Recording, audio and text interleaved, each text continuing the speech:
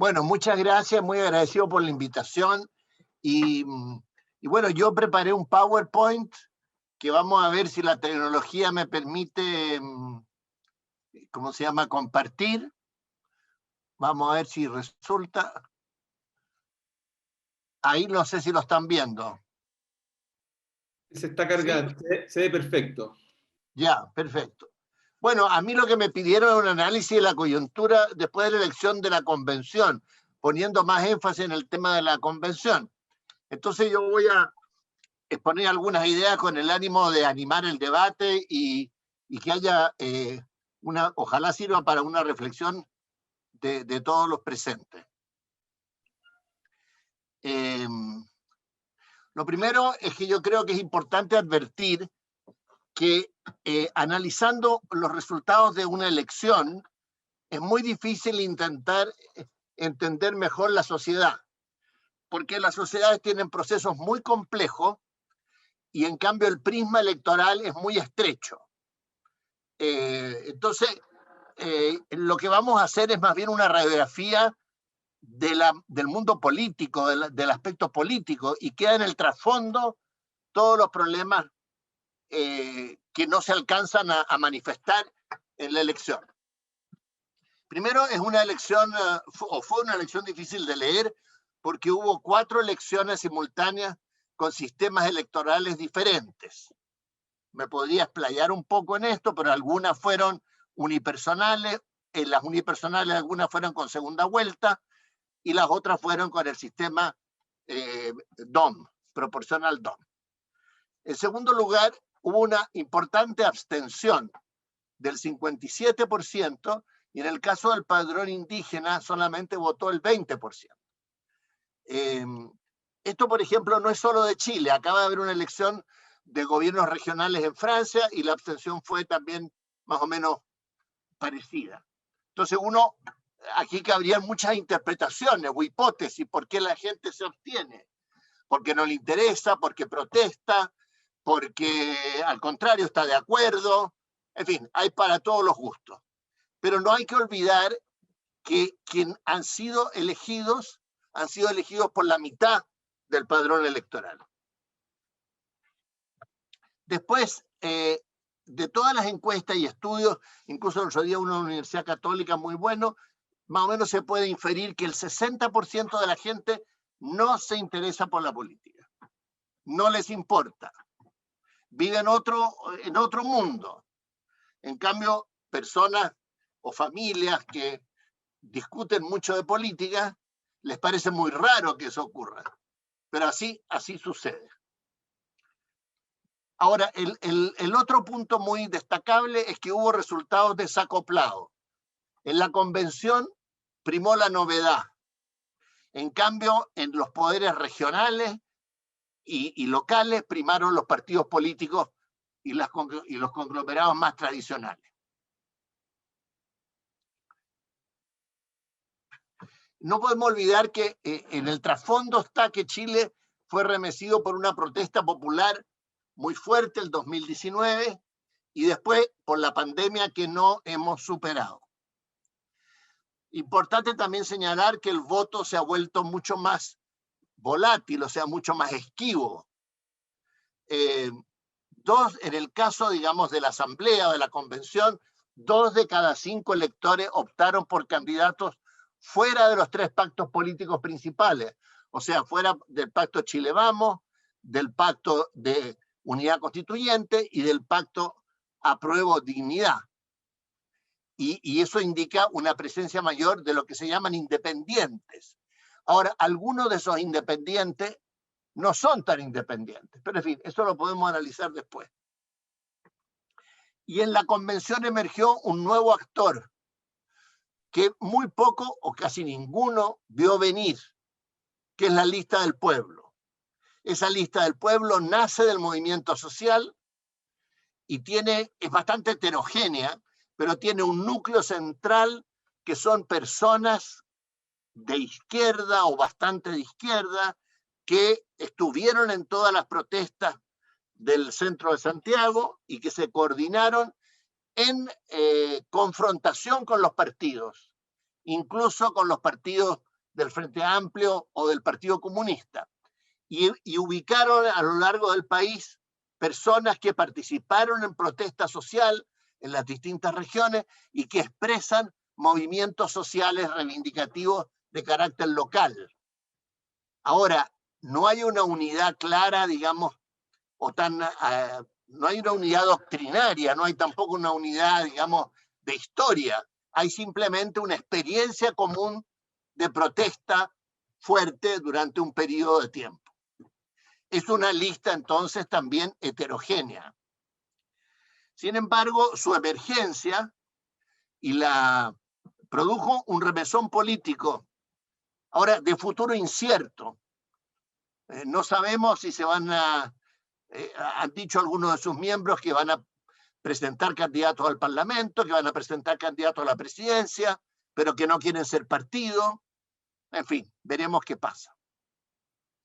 Y la otra gran novedad, además de la paridad hombre-mujer en la convención, es la presencia de los pueblos originarios por primera vez en cuanto tales, digamos, y son 17, y claro, ahí también, bueno, hay más organicidad en lo que se refiere a la representación mapuche, pero tampoco es evidente que todos los representantes de los pueblos originarios tengan, digamos, posiciones comunes sobre otras materias.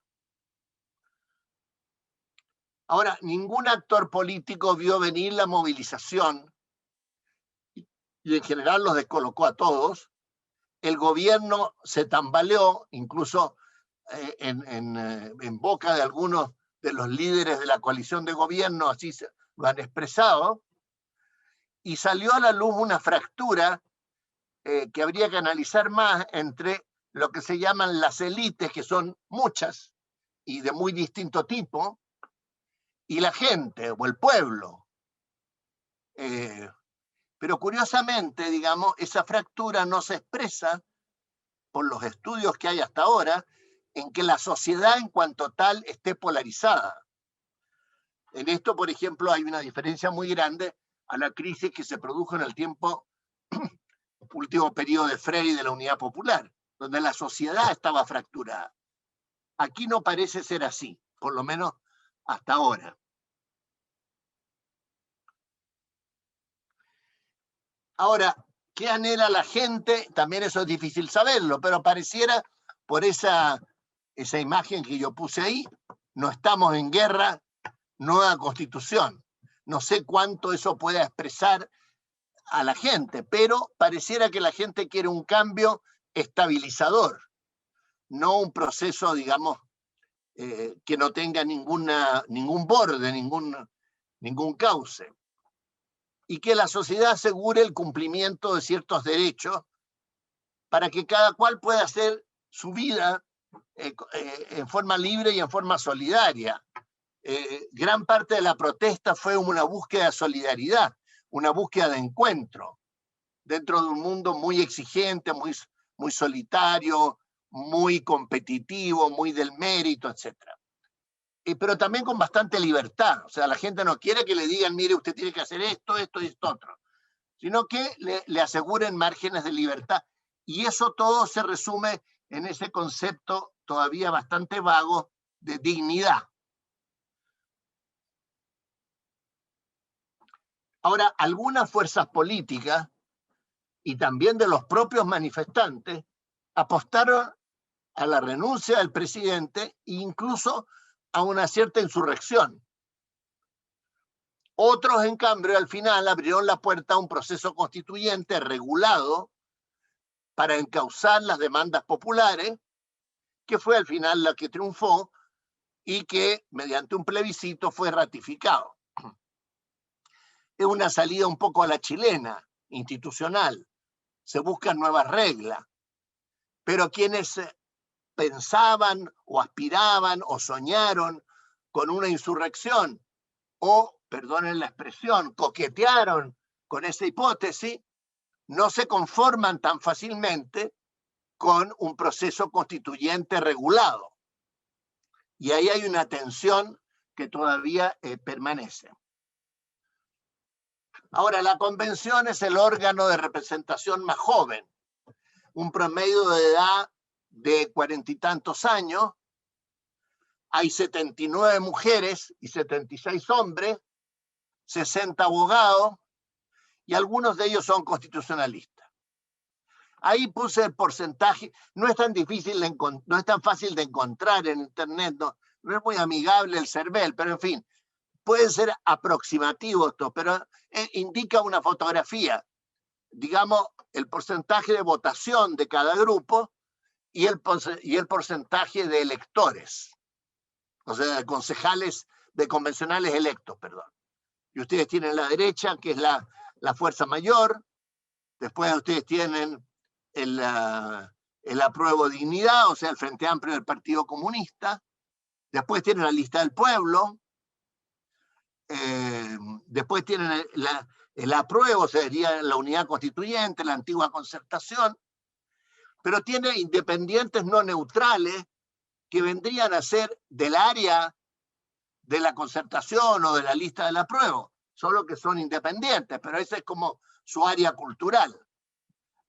Después están los pueblos originarios y después hay otros grupos independientes. Ahora, ¿cuáles son las novedades? La principal novedad tal vez es que la derecha no alcanzó el tercio. O sea, se puede hacer una constitución sin contar con su votación. Eso es un cambio enorme, digamos, a lo que pensábamos todos de lo que iba a ocurrir. Incluso a la derecha le falta un convencional para poder recurrir a la Corte Suprema cuando hayan vicios de forma. O sea, porque ahí se requiere un cuarto. Ahí se requeriría que contaran con uno más para poder recurrir a la Corte Suprema si hay algo que viola los procedimientos desde el punto de vista formal. Sebastián Piñera resumió el resultado bien, yo creo, para Chile Vamos. Dice, no estamos sintonizando con las demandas de la ciudadanía. Es algo que tendría que hacer reflexionar a la derecha. Después hay una baja representación sorpresiva, en realidad, de la DC, del PPD y del Partido Radical. En cambio, no es baja la del Partido Socialista. Tampoco eso se logra entender o explicar mucho. Después estaban estos independientes de centroizquierda, que decía yo, que habría que en el fondo sumar en los hechos prácticamente a la unidad constituyente, que son los independientes no neutrales. Después, en el Apruebo Dignidad, es interesante que el Frente Amplio eligió bastante más convencionales que el Partido Comunista. Incluso Revolución Democrática, uno de los partidos del Frente Amplio, eligió más que el Partido Comunista. Y después tenemos lo que decía la heterogénea Lista del Pueblo. Y el doble factor de novedad, lo que ya hablé, los pueblos originarios y el carácter paritario entre hombres y mujeres.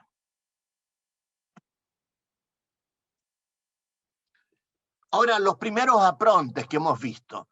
Hay una discusión inicial que revela eso que decía yo de la falta de aceptación o de coherencia entre las aspiraciones de una parte del movimiento social y el pacto político que dio origen al proceso constituyente. Entonces, es una discusión poco institucional. También revela una cierta inexperiencia política, porque se quejan mucho del gobierno, de que no le da esto, que no le da lo otro, siendo que la convención va a ser autónoma.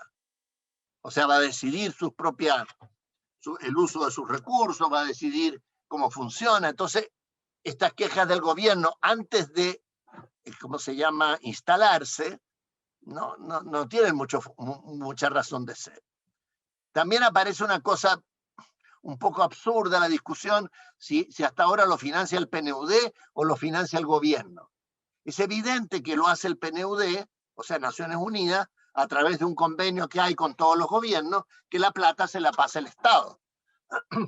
O sea, se financia con el presupuesto de la nación a través de un pacto que hay entre el gobierno y las Naciones Unidas. Entonces, también es una discusión un poco ociosa. Y todo esto revela una incomodidad de un cierto grupo con las reglas de la convención. Quienes estaban más en esta posición, algunos de los constitucionalistas cambiaron cuando se dieron cuenta que la derecha no tenía el tercio. Entonces dijeron, miren, no aleguemos más, porque en realidad tenemos la mayoría. Sin embargo, esto no se expresa en todos.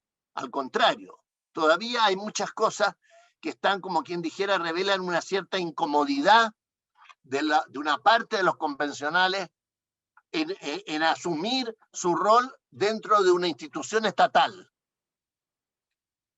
En estos momentos en Italia hay una gran tensión en un partido que nació también así como la lista del pueblo, que la Cinque Stelle, porque se está transformando en un partido nuevo, y algunos dicen, pero ¿cómo? Nosotros nacimos para protestar, para defender a la calle, para estar con la gente, y ahora quieren hacer un partido, como quien dijera, institucional. Bueno, algo de eso hay aquí. Nosotros nacimos con los territorios, con los pueblos, etcétera, y ahora vamos a estar en una institución con reglas, etcétera. O sea, esa es una incomodidad. Y eso se revela en el debate sobre la instalación. Bueno, después podemos conversar más si le interesa eso. Ahora, no es fácil la tarea que tienen o que van a tener la mesa de la convención, o sea, presidente o presidenta y vicepresidente, de echar a andar la institución. A mí me tocó echar a andar la Cámara de Diputados después de la dictadura, pero nosotros teníamos un reglamento ya establecido, teníamos unos 8 o 10 diputados que habían sido diputados antes del golpe, y teníamos un grupo de funcionarios que tenían toda la memoria histórica de cómo funcionaba el Parlamento. Aquí no hay nada de eso. No hay reglamento, no hay funcionarios, y no hay nadie que haya sido antes convencional, porque no había. Entonces ellos tienen que inventar cómo va a funcionar. Ahora es probable que al final sigan las prácticas parlamentarias, que sería lo más lógico. Entre otras cosas, por ejemplo, todos los funcionarios que van a estar en la inauguración son funcionarios de la Cámara de Diputados, porque ellos van a funcionar en un recinto prestado por la Cámara. Y por tanto hay una serie de funcionarios del Congreso que por lo menos saben cómo tratar a los convencionales, por dónde tienen que ir, en fin, cómo organizar, al menos esa parte mínima, digamos. Perdone que esto está muy... yo no supe muy bien usar la máquina, pero en fin. Yo puse el desafío. El gran desafío es lograr los 2/3 en la convención. ¿Cómo se va a lograr? ¿Entre quiénes? Las fuerzas de centro izquierda, que son plurales, van a tener dificultad para ejercer su mayoría. Ellos tienen mayoría de 2/3. Sin embargo, son muchas las tensiones, las diferencias, los matices, los intereses, en fin, la visión del mundo que hay dentro de ese sector. Entonces, no es tan simple. Y pueden primar esas diferencias. No sabemos cuál va a ser el comportamiento de la derecha. Hasta ahora ha sido silencioso. No me ha escuchado a nadie, ningún convencional de derecha hablar. Entonces, ahí no sabemos. Uno es que prime la tesis del mal menor. O sea, por ejemplo, se podría expresar que en vez de levantar un candidato propio a la presidencia sabiendo que van a perder, negociar y apoyar el que les parezca el mal menor. O bien, buscar sumarse a posiciones de algunos independientes que les parezcan más afines. O, por el contrario, levantar en la convención una tesis más dura, aunque pierda, digamos, para constancia, para que quede para la historia, etc. En la convención brasilera había también posiciones extremas. Por ejemplo, había una persona como estilo, digamos, sin caricaturizar, la Teresa Marinovich. Y había también lo mismo por el lado más de izquierda. Pero esos discursos más extremos en el caso brasilero, hacían que la convención convergiera al centro, porque sabían que buscando o siguiendo esas posiciones más extremas no se llegaba a ningún acuerdo. Lo más probable es que se formen mayoría según los temas. O sea que los que están de acuerdo, por ejemplo, en derechos humanos, a lo mejor pueden tener posiciones diferentes sobre descentralización, o a lo mejor sobre el régimen político, o sobre, en fin, tantas cosas. Lo que es significativo es que el veto que se pensaba que podía tener la derecha con el tercio, ahora está en la extrema izquierda. O sea, si se juntaran y fueran coherentes, Frente Amplio, Partido Comunista y Lista del Pueblo, ellos prácticamente tienen un derecho a veto. Pero eso es muy difícil que ocurra. Por lo heterogéneo de la Lista del Pueblo, porque en el Frente Amplio hay muchas posiciones distintas, y no sabemos tampoco cómo van a, digamos, a participar, en fin, la gente del Partido Comunista. Ahora, algunas interrogantes sobre el reglamento, que no existen, tienen que crearlo. Hay que pensar que hubo procesos constituyentes que esto tomó muchos meses. Se está hablando por algunos de un reglamento provisorio. En fin, es muy importante las reglas, porque eso permite una deliberación ordenada y conducente que vaya progresando hasta lograr una norma de consenso. Lo digo por la experiencia de la tramitación legislativa. Ahí está todo reglamentado, digamos, por la Constitución, por la ley del Congreso, por el reglamento de la Cámara y del Senado. Entonces uno sabe cuándo puede pedir la palabra, cuántos minutos tiene para hablar, cuándo se cierra el debate, cómo se presentan las propuestas de indicación, cómo se vota, cómo se forman las mayorías, qué pasa con los votos blancos o con las abstenciones, si se suman a la mayoría o no, en fin, un montón. Y debo decir que en esos aspectos muchas veces se juega el destino de una norma. Ahora, se ha discutido bastante entre los centros de estudio y las propuestas de los constitucionalistas si va a haber o no una votación final. Como quien dijera, mire, todo esto es lo que se ha tratado en todas las comisiones, entonces ahora se pone un refundido y esto se somete a votación del plenario, o no. Había mucha gente que se oponía porque pensaban que la derecha podía ejercer su veto del tercio, pero eso ya no existe. Entonces a lo mejor va a ser más fácil que haya una votación final. Otro, principalmente de gente de Bópoli, ha propuesto un sistema de discusión circular muy complejo, en que cuando no hay acuerdo el proyecto vuelve a la comisión y la comisión vuelve al plenario, vuelve a la comisión, o sea, hasta encontrar alguna fórmula. Y otros han propuesto lo que parece razonable, pero es una comisión redactora final. Pero evidentemente el poder de esa comisión redactora es muy grande, porque es la que al final puede proponer un texto coherente, porque tiene que haber coherencia, no puede ser que haya contradicción entre una norma y otra. Bueno, el otro interrogante es qué va a pasar con la participación. Esto se habla mucho, como se habla, digamos, hasta la saciedad. Entonces, en general la gente dice sí, que sea incidente. Y aquí viene, ahora, en rigor no puede ser vinculante, entre otras razones porque puede haber opiniones distintas. Porque si yo pongo el tema del agua, evidentemente va a ser uno la posición de los usuarios, por ejemplo, y otra la posición de las juntas de regadío.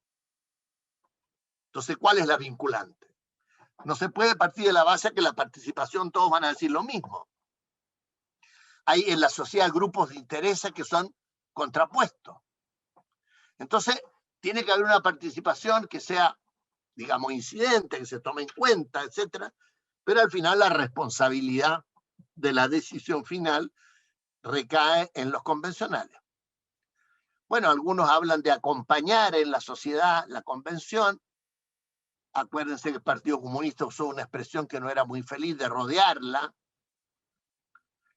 Un gran problema que la convención va a tener es cómo mantener el interés de la opinión pública. Porque por ahora es un tema nuevo, una noticia, digamos, pero cuando esto lleve funcionando un tiempo y estén discutiendo un tema un poquito más difícil, es muy probable que no sea noticia.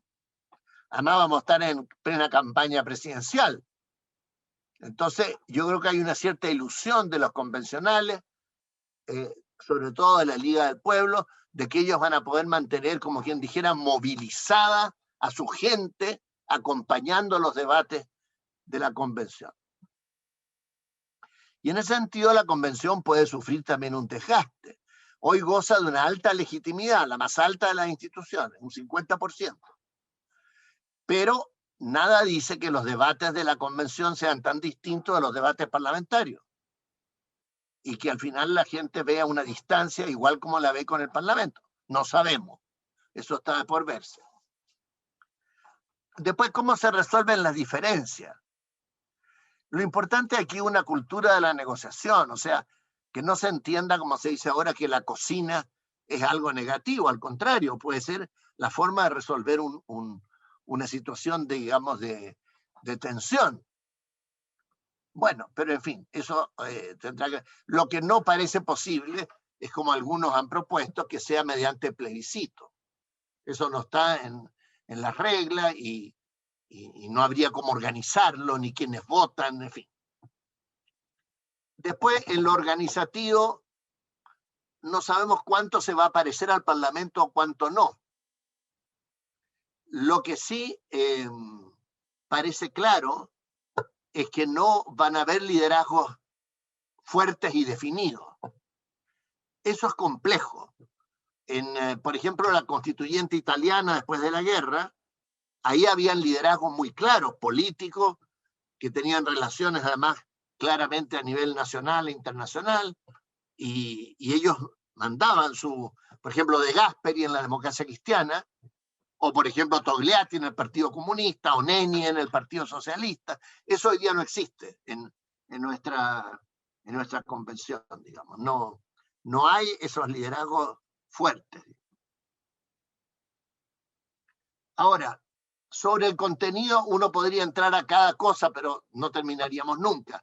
Lo importante es decir que no hay claridad, todavía yo no advierto una claridad sobre qué es lo primordial, o sea, qué es lo que verdaderamente se necesita cambiar, qué cosa sería accesorio y después qué cosa sería conveniente cambiar, pero que si no se cambia tampoco es tan grave. Yo no veo hasta ahora perfilado con nitidez cuando se dice que hay que pasar de una forma de Estado a otra, ¿cuál es la diferencia esencial o dónde está? O sea, yo tengo mi idea, pero no la veo claro en los convencionales. Tampoco me parece que sea claro cuál es la envergadura del cambio. Algunos parecen querer que la Constitución cambie el modelo de sociedad, lo que es una pretensión, digamos, muy compleja, porque una Constitución es un hecho normativo, una sociedad es un hecho fáctico. Entonces, además las normas de la Constitución son de carácter general. Entonces, también ahí hay que ver qué es lo que se logra. Otra incógnita relacionada con esto es que no está claro para muchos la frontera entre la Constitución y la ley. Es evidente que la Constitución nuestra no va a ser mínima, como no ha sido casi ninguna. Especialmente la del 80 no fue mínima. Pero tampoco sería bueno que fuera una expansión normativa, porque mientras más cosas se pongan en la Constitución, menos libertad hay para la deliberación política futura. Es como un vaso comunicante. Si yo constitucionalizo mucho, quiere decir que no puedo cambiar eso por la ley, por la deliberación democrática. Entonces tiene que haber un equilibrio entre lo que a mí me parece indispensable como norma básica y en cambio lo que me parece que puede ir cambiando a través del proceso legislativo y por tanto a través de la votación popular. Ahora hay un punto a favor, y es que en Chile se ha formado una cierta comunidad de especialistas de derecho público, que en general tienen ideas claras, no siempre coincidentes, pero en una discusión que es bastante más técnica y bastante razonable. Ahora, ¿cómo ellos van a participar? Si van a ser asesores. Hay una secretaría técnica en la reforma constitucional que dio origen al proceso. No sé cómo va a estar integrada, no sé cómo la están previendo tampoco. Ahora, es difícil que la convención funcione, como quien dijera, por cuerda separada del resto del sistema político y del proceso electoral en curso. La convención no puede interferir en los procesos, en los funcionamientos del Estado, pero va a haber una tentación natural de hacer muchas declaraciones, no solo por la libertad de los presos, sino que distintas cosas. Pero esas declaraciones no tienen mayor importancia que la declaración política, no tienen una fuerza vinculante, jurídica. Sin embargo, es muy probable que el proceso electoral, sobre todo presidencial, influya en la convención, o que haya algo recíproco. Ahí habrá que ver. Van a haber presiones sobre la convención y va a haber mucho lobby sobre la convención. Hay una ley de lobby que lo regula y habrá que ver cómo eso ocurre. Es muy importante, si no decisivo, el clima social y cultural en que trabaje la convención, porque esta convención está llamada a lograr amplios acuerdos. Entonces, si el clima es muy polarizado, se dificultan los acuerdos. Y después, yo creo que es un deber de que todos contribuyamos a que la convención tenga un buen éxito. Ahora, la prueba decisiva de una nueva constitución no es tanto que la apruebe el pueblo después en el plebiscito que está contemplado, sino en la capacidad real para permanecer en el tiempo y regular los procesos sociales y políticos futuros. Ustedes tienen, por ejemplo, ejemplos de buenos procesos constituyentes, por ejemplo, el italiano, el español, portugués, en fin, hay varios. Ustedes tienen malos ejemplos.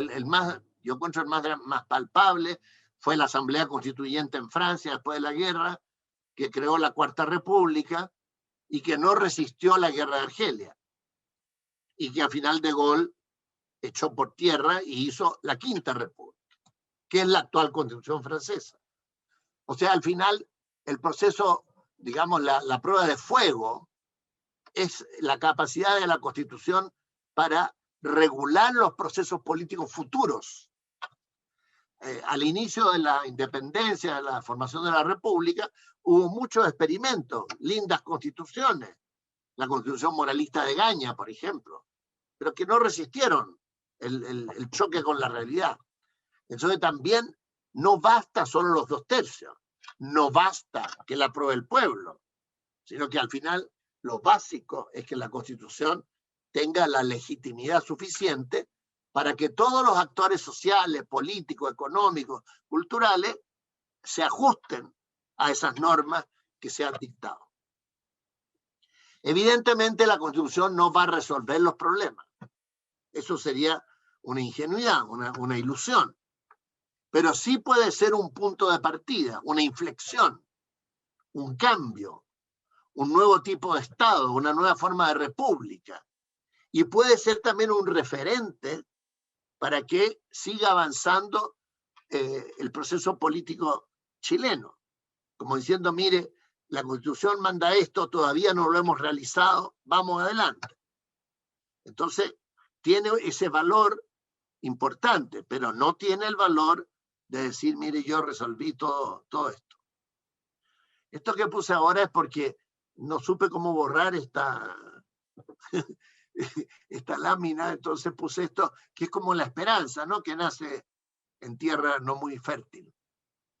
Ahora, nosotros todos debiéramos incentivar la colaboración, contribuir a que se diseñe un nuevo camino de progreso para el país, inclusivo, sostenible, responsable, para una nueva etapa que comienza. y que le devuelva a los chilenos la confianza. Y para eso tiene que funcionar bien la convención. Y por eso puse ahí, todos tenemos responsabilidad de poner de nuestra parte para que eso ocurra. También pienso que lo tiene la propia Iglesia, que podría ser presente. Más que pensar en qué va a defender dentro del debate constitucional, donde van a haber temas que a la Iglesia le van a interesar, decir, mire, qué cosa yo puedo aportar. Un poco como hizo en un minuto el cardenal Silva Enrique con ese famoso discurso sobre el alma de Chile. Y aquí terminé citando a un actor o director de cine italiano, porque me parece que es bien claro. Dice, empezar un nuevo camino asusta, pero a cada paso que damos nos damos cuenta de cuánto era peligroso quedarnos parados. O sea, nosotros estamos embarcados en este proceso, hay muchas incógnitas, pero nuestra responsabilidad es que resulte, poner lo mejor de nuestra parte, y lo peor sería quedarse como atrincherado a la defensiva. Bueno, esas son como mis reflexiones, y de nuevo muchas gracias por escucharme. Ahora no sé yo cómo se saca esto de aquí. Hay un botón rojo que dice detener, me imagino en su... Yo también lo puedo detener, a ver si... Mejor sería, porque yo no soy muy capaz. Stop share, ¿será eso? Exacto. Ya. Ahí está. Muy bien, don José Antonio, muchísimas gracias, muy, muy sugerente, muy estimulante. Eso se nota en el chat donde hay varias preguntas de los participantes. Por supuesto, ahora hay un momento para dialogar con nuestro invitado y pueden levantar la mano, hacer las preguntas a viva voz, o también podemos ir leyendo las del chat. Y mientras se decide alguien, voy a partir por ahí. Voy a leer dos preguntas que están en el chat, don José Antonio. Vamos de dos en dos, ¿qué le parece? Muy bien, no hay problema. Muy bien. Don Raúl y Julia dicen, hace 10 años los jóvenes no estaban ni ahí con la política. Hoy son mayoría entre los votantes y se pregunta si están más marcados hacia el centro, la izquierda, la derecha o ninguna de las anteriores. Y la segunda, que tiene que ver también con derecha e izquierda, dice, ¿por qué se refiere habla de extrema izquierda y no de extrema derecha? Sí. Respecto de la primera pregunta, no sabría responder. Habría que ver las encuestas para entender un poco mejor o intentar entender cuál es la orientación de los jóvenes. Porque no hay que olvidar que a pesar de que hubo mayor votación juvenil, no hay que olvidar que debe haber habido muchos jóvenes que no votaron. O sea, eso requiere como un estudio más serio. Y sobre la extrema derecha, hay un cierto sector de extrema derecha que fue elegido en la lista de Chile Vamos. Pero yo creo que sería injusto decir que Chile Vamos es de extrema derecha. Chile Vamos es como, en general, como el Partido Popular en España o como la derecha republicana en Francia. Ha ido abandonando sus vínculos con lo que fue su pasado dictatorial. Pero dentro de Chile Vamos hay componentes que son extrema derecha. La más clara, digamos, es la Tere Marinovich, que es del Partido Republicano y que fue en la lista de Renovación Nacional. Pero dentro de Renovación Nacional y de la UDI hay algunos convencionales elegidos que responden a ese epíteto, digamos, de extrema derecha. Pero no hay un grupo. Mientras pudiéramos llamar, sin descalificar, que la lista del pueblo es de extrema izquierda, no hay un grupo semejante de 27 concejales convencionales o de lo que sea que esté constituido a la derecha de Chile Vamos. Hay un par de preguntas más muy interesantes. Son tres, pero las últimas dos están en cierto modo vinculadas. Primero, ¿cómo podemos hablar de una constitución legítima si el acuerdo político fue alcanzado bajo presión y los constituyentes elegidos con menos del 50% de los votantes? Y la segunda y tercera tiene que ver, dice así, la ansiedad de muchos constituyentes ¿podría ser negativo para los acuerdos? ¿Será prioridad el bien común en ese escenario? Y si, y aquí uno con la tercera, si una posible visión de futuro puede posicionarse por sobre objetivos de corto plazo que prima en varios de los elegidos. A ver, sobre Respecto, lo primero, la verdad que las constituciones nacen de las luchas sociales y políticas. Y esto no lo digo yo, sino que nos podemos remontar a Cicerón, a Tito Livio, a los historiadores clásicos. O sea, las constituciones no caen del cielo, no las redacta en general un jurista iluminado, sino que son procesos políticos conflictivos dentro de los cuales al final nace la Constitución. Por ejemplo, la Constitución del 58 en Francia la impuso De Gaulle. Ahora, si es legítima, si no es legítima, ahí estamos. El caso, digamos, bueno, también la de los Estados Unidos nace de la lucha de la independencia. O sea, las constituciones nacen de procesos políticos y generalmente bastante conflictivos. Ahora, la legitimidad se da básicamente en la medida en que, en el caso nuestro, hay esta convención elegida, aunque haya habido abstención, y si después hay un plebiscito que la sanciona, bueno, yo creo que eso ya le da por lo menos un punto de partida de legitimidad. Ahora, si los jóvenes o gente más joven constituyente está más inclinada a los acuerdos o no, está de por verse. No lo sabemos. Yo no tengo ningún prejuicio, sino que pienso que tal vez sí. Habrá que ver. El problema que hay en la convención es que no hay liderazgos claros. O sea, por ejemplo, yo conozco algo, creo que son 15 los convencionales socialistas, no me atrevo a decir que haya ninguno que diga, mire, por aquí hay que ir y los demás vayan detrás. No. Tampoco sé si esto va a funcionar así. O sea, si van a haber por, ¿cómo se llama?, comités como en los parlamentos o bancadas. Algunas sí, ya se han conformado, pero otras no. Ahora, si pensamos en, por ejemplo, en independientes no neutrales, no es tan fácil que... Puede ser que Benito Baranda tenga como un cierto liderazgo, no sé. En fin, en cada grupo habría que ver cómo es. Creo que va a haber también muchas posiciones encontradas dentro de cada grupo, según los temas. Ahora, si va a haber un proyecto de futuro, evidente, o sea, la Constitución es un proyecto de futuro. Y por eso no puede entrar en detalle, pero tiene que fijar las grandes líneas. Es como quien dijera, mire, por aquí quiero que vaya el país, bajo estos principios y con estas instituciones. Y normalmente las constituciones duran 30, 40 años. O si, bueno, entre nosotros, digamos. Puede ser que en algunos países dure más. muy bien, hay más preguntas en el chat. Yo quisiera dar la palabra para escucharnos. Si alguien quiere, por ejemplo, si el mismo Luis Vivar o Roberto Figueroa quieren plantear su pregunta a viva voz, o César alguien Gómez. quiere plantear. César, adelante con tu pregunta. Sí, muchas gracias. Estimado jurisconsulto Tocayo, por su tercer nombre, César Gómez, diácono permanente.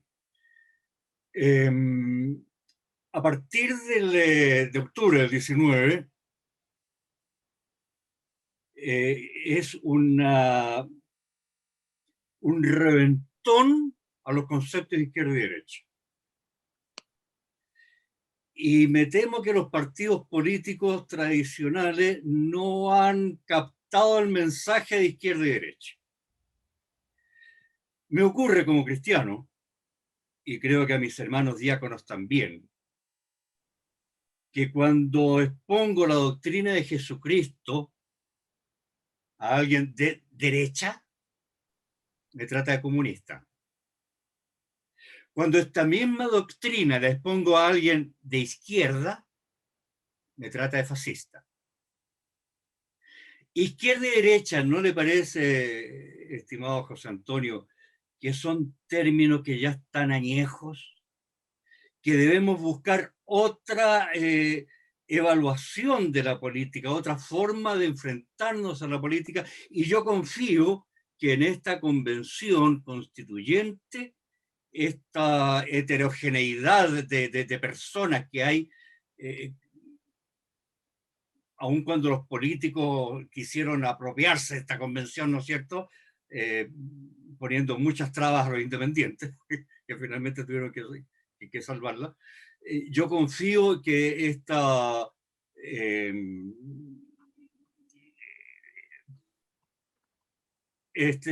acusar de comunista o de fascista por una misma idea en función de la visión que el interlocutor tenga de sus ideas, yo creo que eso va a, espero ansioso que esta convención logre cambiar esta forma de pensar. ¿Qué opina, estimado abogado? No sé si otra pregunta o al tiro contesto, como diga Marcelo. Sí, voy a leer la de Luis Vivar y Roberto, a menos que ellos pidan la palabra. Luis Vivar dice, ¿por qué pareciera que este proceso es como desconocido? Lo digo por lo que ha señalado de las interrogantes que hay. ¿No se sabía cómo funciona este proceso? Y Roberto dice, ¿qué mea culpa puede hacer usted habiendo sido parte de gobiernos de la Concertación que han sido tan criticados por no haber hecho los cambios requeridos? Bueno, sobre lo primero que dice César, yo te recomendaría leer un librito que se puede bajar de internet, famoso politólogo italiano, Norberto Bobbio, que se llama justamente Izquierda y Derecha, donde él pregunta, ¿será que todavía existe esa diferencia o no? Bueno, y él ahí da una respuesta, evidentemente que es una simplificación, y eso viene de cómo se sentaban en la convención y en la asamblea durante la Revolución Francesa, básicamente. Sin embargo, algo significa, digámoslo de otra manera, yo acabo de estar en un Zoom, o sea, de escuchar un Zoom sobre esto mismo, de un centro de pensamiento de jóvenes conservadores. Uno lo llamaría derecha, pero ellos son jóvenes conservadores social cristianos, el Instituto de Estudios de la Sociedad, gente muy preparada, muy inteligente. Entonces le comentó otro joven que es de la derecha liberal, de Bópoli, digamos. Y le comentó un joven, otro que conozco, que está entre los socialistas y el Frente Amplio.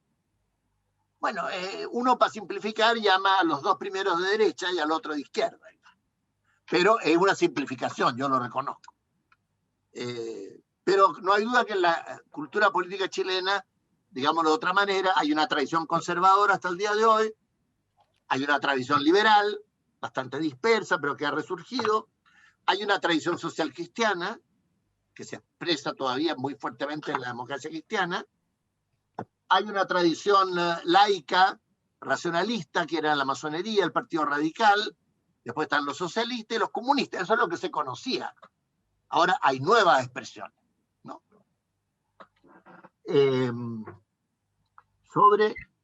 Si no se sabía, bueno, es un proceso inédito, es un proceso nuevo, y no era posible ni conveniente tampoco regularlo hasta el detalle, porque entonces la gente habría alegado el triple. No, se creó una asamblea autónoma con algunas reglas básicas, y esa asamblea tiene que dictar su propio reglamento y echar a andar. Ahora, después me pregunta si yo hago alguna autocrítica de la Concertación. Mire, yo creo de que es muy difícil juzgar el pasado desde el presente. No es muy fácil también. ¿Por qué no se hizo esto? ¿Por qué no se hizo lo otro? ¿Por qué? Bueno, en fin, uno puede estar eternamente. Yo creo sí que hay ciclos políticos y que nada es para siempre. Nada es para siempre. Entonces, llega un momento dado en que un ciclo termina, digamos, y se abre otro ciclo en la sociedad. Ahora, ese otro ciclo generalmente se abre en polémica con el anterior, no dándose cuenta muchas veces que del anterior reciben lo básico en lo cual se mueven.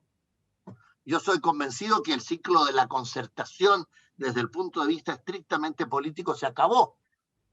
Pero en cambio, si me preguntan si se acabó el ciclo de la concertación en la estructura básica del país, digo que no. Porque está ahí y funciona, con sus problemas, con su injusticia, con sus dificultades, pero está ahí. No es la misma sociedad de la época de Pinochet. Ahora, yo solamente quizás como autocrítica puedo decir que en la concertación hubo como dos tendencias. Una, que nunca estuvo muy conforme con lo que se hacía y que siempre quería hacer otra cosa. Y muchas veces no era muy claro lo que quería tampoco, o si era claro, no era muy posible hacerlo. Por las circunstancias de correlaciones de fuerza que había en el país, entre otros motivos, casi nunca tuvimos mayoría parlamentaria. Hasta el 2005 hubo senadores designados, hasta más adelante había sistema binominal, y los periodos en que Michelle Bachelet muy poco tuvo mayoría, esa mayoría se dispersó.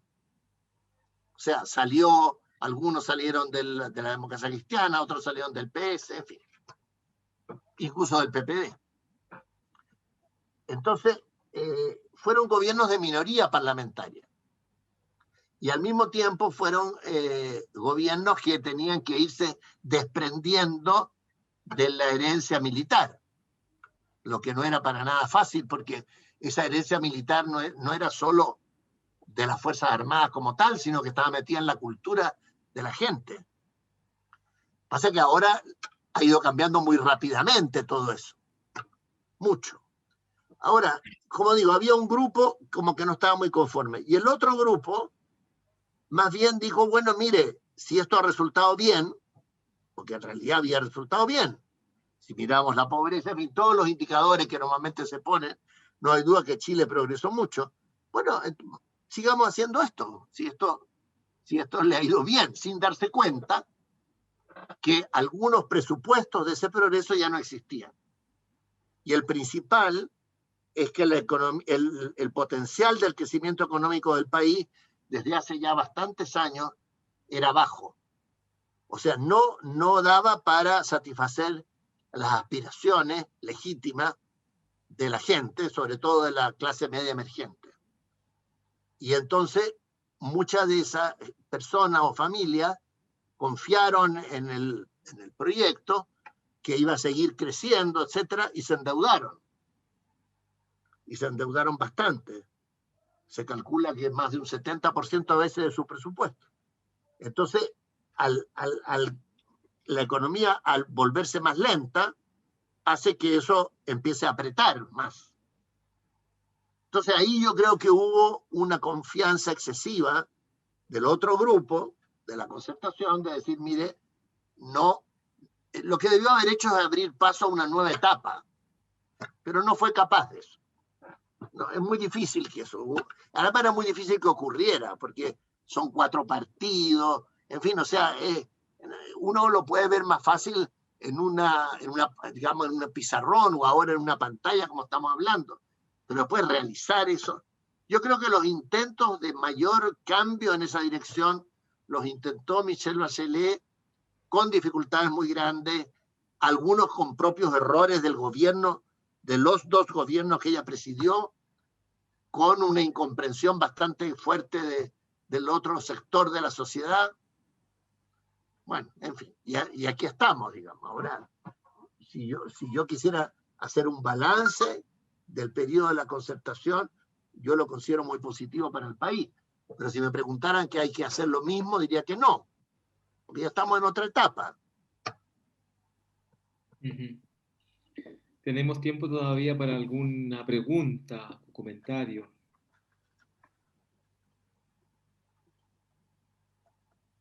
Pedro Valenzuela, adelante. Sí, hola, buenas noches a todas y a todos. Muchas gracias, don José Antonio, muy clarificador, ¿no es cierto?, su presentación, ¿no es cierto?, lo que corresponde en cuanto a lo que es la constituyente. Pero de acuerdo a lo que usted estableció en la última pregunta, ¿no es cierto?, que no se puede juzgar el pasado desde lo que es el presente, pero sí lo que está en el presente puede ser un motivo muy alentador y prodigioso, diría yo, ¿no es cierto?, para ser utilizado en la forma como se ha planteado. Y desde esa mirada, yo apelo, ¿no es cierto?, a las encíclicas Laudato Si y Fratelli Tutti, ¿ya? Específicamente, ¿no es cierto?, Fratelli Tutti habla de que todos somos hermanos. El Papa comienza diciendo, ¿no es cierto?, de que la afirmación que nos hace el libro del Génesis es que fuimos creados en igualdad, todos somos iguales, y eso es parte de los derechos humanos que Chile, ¿no es cierto?, tiene como regla también aceptando los derechos humanos de la ONU. Y además propone, ¿no es cierto?, una amistad social. Y su planteamiento no es religioso, ¿no es cierto?, como para aprender a rezar, la espiritualidad, sino que cosas concretas desde la realidad que vivimos como personas, y más aún en problemas mundiales que hemos vivido, ¿no es cierto?, nos hace reflexionar en la importancia que tiene trabajar unidos en el diálogo social. Y uno de los temas sociales que ya se presentó por usted, ¿no es cierto?, fue el problema del agua, ¿ya? Que un obispo chileno también participó, ¿no es cierto?, el Danos hoy el agua de cada día, y una carta preciosa, ¿no es cierto?, de la cual también el Papa se hizo cargo y aportó en Laudato Si. Laudato Si. Ahora, entonces, hay algunos constituyentes, ¿no es cierto?, que son parte del pueblo de Dios, ciertamente, y por ahí se mencionó Benito Baranda. Pero, ¿cómo nosotros, desde nuestra realidad y de la participación, ¿no es cierto?, de este proceso que vamos a vivir a través de los cabildos, qué sé yo, ¿no es cierto?, de las organizaciones que podamos tener, cómo podemos más que justificar, porque ya está justificado, el Papa lo dice claramente, pero alentar, apoyar, entusiasmar, más todavía encantar, ¿no es cierto?, a los constituyentes para que tengan presente que Chile necesita un país de diálogo, también como lo decía, ¿no es cierto?, el cardenal Raúl Silva Enríquez, ¿ya? Entendimiento y no enfrentamiento. Y hoy día, precisamente teniendo este documento precioso en nuestras manos, cómo podemos ir trabajando para que en la nueva constitución estén presentes los principios cristianos que particularmente, ¿no es cierto?, el Papa nos señala con tanto cariño y de la cual, ¿no es cierto?, nos tenemos que hacer también responsables. Gracias.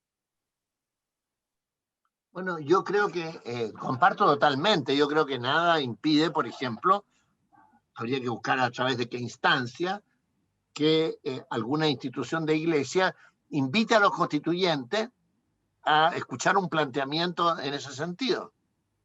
La Universidad Católica y la Universidad de Chile otro día invitaron a todos para escuchar una encuesta que hicieron las dos universidades y fueron muchísimos. El único partido que se restó fue el Partido Comunista. Pero yo creo que sí, buscar alguna fórmula, y habría que ver cómo, digamos, de presentar algunos de estos posiciones o planteamientos, podría haber bastante interés transversal para escucharlo, digamos.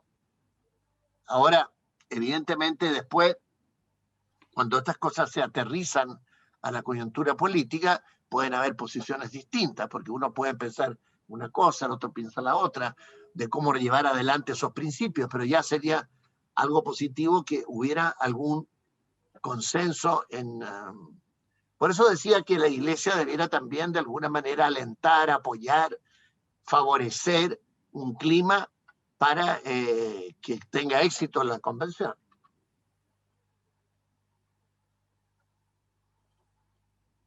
Juan Florencio levantó la mano y con él estaríamos cerrando. Hay una última pregunta que está en el chat. Juan Florencio, y luego de tu intervención leemos la pregunta y con eso vamos cerrando. La pregunta es, ¿usted está de acuerdo que el plebiscito de salida sea con voto obligatorio? Y si así fuera, ¿cree que eso puede condicionar a los convencionales? A ver, me pilla una cosa, estoy casi convencido que es con voto obligatorio. Tendría que revisar la reforma de la Constitución, pero casi podría decir que estoy convencido que es con voto obligatorio. Ahora, no se señala la sanción. El gran problema que teníamos nosotros con el voto obligatorio, a ver, Pinochet dejó el peor sistema, que era inscripción voluntaria y voto obligatorio. Entonces se ocultaba, digamos, la abstención en los que no se inscribían, que llegaron a ser 3 millones y tanto. Entonces se medía la abstención por los que estaban inscritos, pero no se miraba el iceberg que había debajo. Cuando pusimos la inscripción automática, la única forma de poderlo hacer fue estableciendo el voto voluntario. Ahora, si se hace el voto obligatorio, el problema que teníamos antes, no sé si se puede repetir, que había una multa, pero esa multa la tenía que cobrar el juzgado de policía local. Como había tal cantidad de procesos de gente que no votaba, no tenían capacidad los juzgados de policía local de cobrarla. Entonces había que dictar cada vez una ley de amnistía, perdonando. En algunos países, por ejemplo en Colombia, no hay multa, pero hay incentivo. No sé si es conveniente, habría que discutirlo. Por ejemplo, el que vota tiene derecho a, y habría que ver qué, por ejemplo, al pasaje gratis en el metro, en el transporte colectivo, o derecho a una determinada compra de canasta de alimentos, no sé, pero no sé si tampoco si eso... Bueno, pero por el momento yo creo que tenemos voto obligatorio, pero más bien como una obligación moral, no como una obligación jurídica. Y leo la última pregunta que está en el chat. ¿O la quieres plantear tú mismo, Leonel? Léela mejor, Marcelo. Muy bien. Perdón, son dos. Y con esto ya sí cerramos. De Raúl y Julia. ¿Considera usted que sería provechoso que la Iglesia y sus pastores a través de las parroquias constituyeran nuevamente cabildos? Es una. Y la de Lionel, en los constituyentes lo vemos, hay personas muy extremas que buscan imponer, no dialogar. Esta posición puede, en el extremo, llevar a que se proponga una constitución que no termine llenando a nadie y fracase el proceso. ¿Qué riesgos sociales se puede seguir de esta desilusión? Sobre la primera pregunta, me declaro bien incompetente, pero yo tendría miedo a que eso se hiciera. O sea, si yo fuera encargado del tema, si fuera, digamos, obispo, tendría mucho cuidado, porque suena bonito esto que en las parroquias haya cabildos, pero como son materias muy controversiales, donde hay además toda la libertad del mundo para pensar una cosa u otra, puede eso generar muchas tensiones. Yo de joven participé en no sé si alguno de ustedes se acordará, el cardenal Raúl Silva Enrique hizo un sínodo, parece que era de Santiago, entonces uno iba con preguntas y juntaba, ya me tocó en Providencia en un edificio de apartamentos, y yo era muy joven, íbamos con un compañero y teníamos que hacerle unas preguntas. Se armó una pelotera de tal magnitud con las preguntas, la gente terminó gritándose. Bueno, porque, por ejemplo, me acuerdo de la primera pregunta, ¿es pecado mortal no pagar los impuestos? Y ahí empezó la gritería. O sea, hay que tener cuidado con esas cosas, no sé cómo se podría organizar, digamos, ¿no? Pero en fin, pero yo sí creo que la Iglesia como tal debiera buscar fórmulas para alentar el proceso y proponer, digamos. Ahora, la Iglesia no debía, lo más complejo, yo creo, hay dos temas complicados para la Iglesia. Uno, que van a haber algunas posturas que van a ser mayoritarias, que van contra la doctrina de la Iglesia. Entonces, ¿qué hacer? Ese yo creo que es un gran punto. Y yo creo que una fórmula adecuada de decirlo, pero que yo creo que para la Iglesia nunca es fácil, es decir, mire, una cosa es la sociedad civil, otra cosa son los mandamientos religiosos. Pero eso no es fácil, porque hay una tensión permanente de que una aspiración a que la ley civil refleje la posición religiosa, es lógico, pero no es tan simple ese tema. Entonces, ese yo creo que va a ser un punto que debieran discutir, o sea, cómo enfrentar los debates en que va a haber posiciones que van contra la doctrina de la Iglesia, que son todo lo que tiene que ver con algún tipo de derechos civiles, ¿no? Y el otro tema es mucho más jurídico, pero que yo lo viví como un verdadero drama, debo confesar, cuando era senador, que es si va a haber o no alguna referencia al estatuto jurídico de las iglesias. Digo que lo viví como un drama porque cuando dictamos la ley de culto, había el sector de la Iglesia Católica con todos sus abogados, gente muy competente, que yo además conozco y de los cuales soy amigo algunos, y la Iglesia Evangélica con su abogado.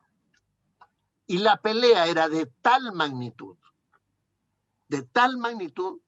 que yo verdaderamente, yo en un momento dado salí y le decía, pero mire, ni siquiera en la ley, no sé, en leyes como pudiéramos decir, la más pedestre, yo he visto este nivel de conflictividad. Y al final terminamos con una cosa muy extraña, como diciendo que en la ley de culto se aplica, pero no se aplica a la Iglesia Católica porque hay tiene una personalidad jurídica del derecho internacional, en fin, bueno, una serie de cosas jurídicas.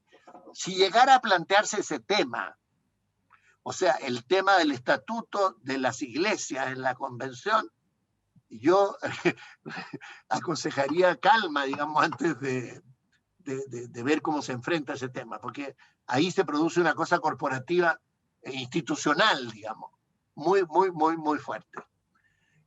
Pero obviamente que ojalá se pudiera animar, digamos.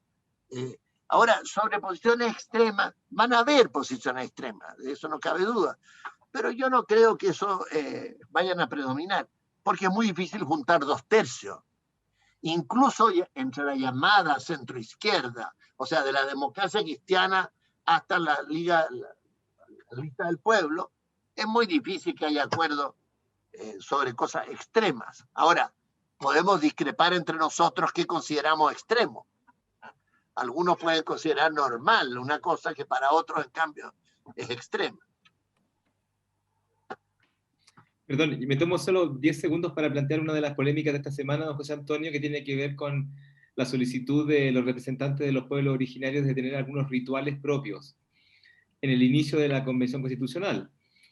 Y por lo menos el debate dijo no al lugar porque este es un Estado laico que no admite ese tipo de cosas, y lo habían pedido los aymaras y los mapuches, según lo que vi ayer en la prensa. ¿Cómo ve usted un grupo humano en la tarea de redactar una nueva constitución donde hay representantes que llegan con toda su cultura, incluyendo sus creencias? Bueno, yo pienso que ahí faltó flexibilidad, porque de ambas partes. Lo natural hubiera sido en que se instala la convención, se elige la mesa, y la mesa pasa al patio de la Cámara, al jardín, y hacen la ceremonia. Porque ya son autónomos. No sé para qué negocian con el gobierno, que para el gobierno es una dificultad. Ellos son autónomos, entonces ellos deberían decir, ya nos instalamos y después hacemos todos los ritos que se quieran hacer, digamos, según... Ahora, yo recuerdo cuando era presidente, un diputado o un grupo, que no me acuerdo quiénes eran tampoco, pero que me pidieron bendecir el recinto, que no se había bendecido. Mi primera reacción es decirles no, porque si ustedes bendicen esto, entonces vamos a venir distintos ritos aquí. Pero fue tal la presión, porque decían que habían, bueno, esas cosas primitivas, que habían fantasmas que se aparecían, que cosas absurdas, bueno, pero en fin, porque eso había sido antes un hospital, donde había muerto gente. Al final se hizo una bendición, pero a nadie le importó mucho y no fue como de bajo perfil, ¿no? Ahora, evidentemente que la presencia de los pueblos originarios, como tienen una carga natural de sometimiento, de discriminación, va a ser conflictiva, sobre todo en un primer momento, porque ellos van a exigir cosas que para el común de los chilenos parece que no corresponde. Por ejemplo, cuando piden un traductor, bueno, poco le habría costado al gobierno poner un traductor para la instalación, ¿qué importaba? Ahora, traductor a 8 lenguas, hay que ver cuáles lenguas están vivas, por ejemplo, Rapa Nui sí, Mapudungún también algo, Aymara yo creo que sí, pero otras me parece que no. Bueno, se podría haber puesto un traductor, tampoco era una cosa que estuvieran pidiendo un traductor para todo el debate parlamentario. Ujú.